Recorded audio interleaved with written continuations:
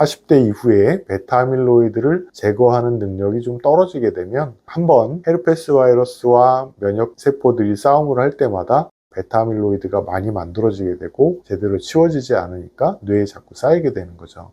그래서 헤르페스를 자주 앓는 50대 이후의 사람들은 치매에 걸릴 확률이 거의 2배 가까이 늘어난다고 알려져 있습니다.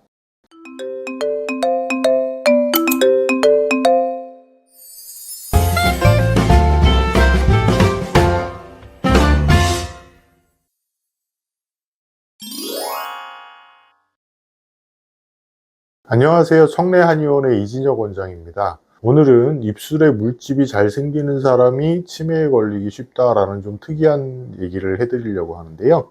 입술의 물집과 치매가 어떤 관계가 있는지 한번 알아보도록 하겠습니다.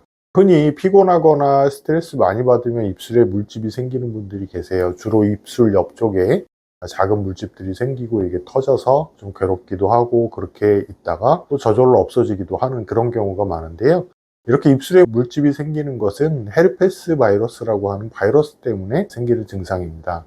헤르페스 바이러스는 한번 감염이 되면 3차 신경이라고 하는 신경에 숨어 있게 되는데요. 3차 신경이 이렇게 나타나기 때문에 이 3차 신경의 위치에 따라서 그 부분에 있는 피부에 문제를 일으키게 됩니다. 평소에 면역이 튼튼할 때는 바이러스가 제대로 활동할 수가 없기 때문에 문제가 없는데요. 스트레스 받거나 몸이 많이 피곤해서 면역이 떨어지게 되면 그때는 바이러스가 다시 활동을 해서 입술에 물집을 만들게 됩니다. 이런 헤르페스가 자주 나타나시는 분들이 치매에 걸리기 쉽다라는 이야기는 혹시 치매가 바이러스 때문에 생기는 건가요? 하는 생각을 하게 할 수도 있는데요.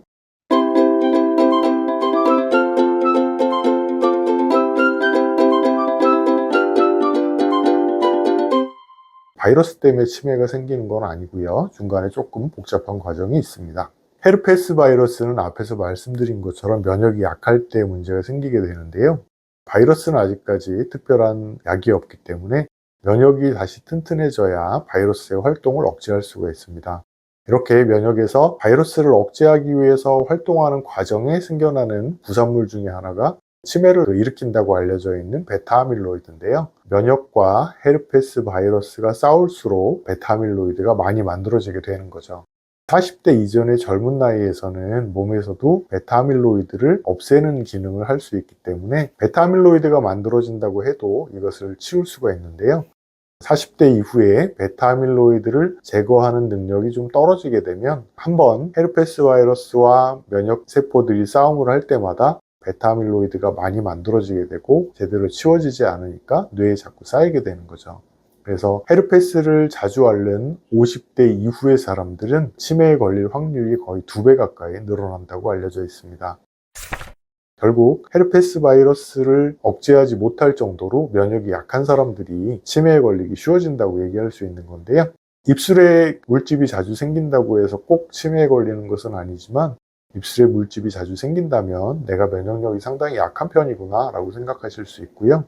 면역이 약할 때는 헤르페스 바이러스와 면역세포들이 싸우면서 베타 아밀로이드가 많이 만들어질 수도 있겠구나 라고 생각을 하셔야 됩니다. 평소에 면역을 키우는 거는 치매를 예방하는 데도 많이 도움이 될 수 있는데요. 한약은 면역을 강화시키는 데도 도움이 되고 또 만들어진 베타 아밀로이드를 줄이는 데도 도움이 되기 때문에 평소에 헤르페스가 자주 생기고 입술에 물집이 자꾸 생기신다면 한약을 이용한 치료를 해보시는 것도 많이 도움이 되실 것 같습니다.